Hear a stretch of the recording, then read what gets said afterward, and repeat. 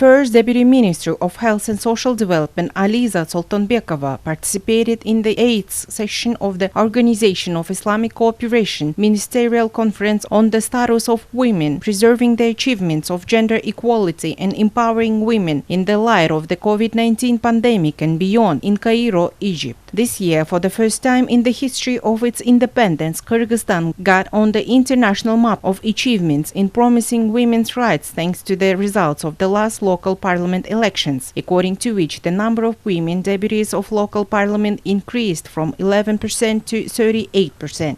According to Soltanbekova, the COVID-19 pandemic has had a negative impact on the situation of women and men in the Kyrgyz Republic, significantly increasing the burden on women. Data after the first quarantine in the spring of 2020 shows that women faced a stronger reduction in paid hours of work and a higher unemployment rate, mainly due to the employment in vulnerable positions and in severely affected sectors of the economy, as well as due to the high volume of household duties.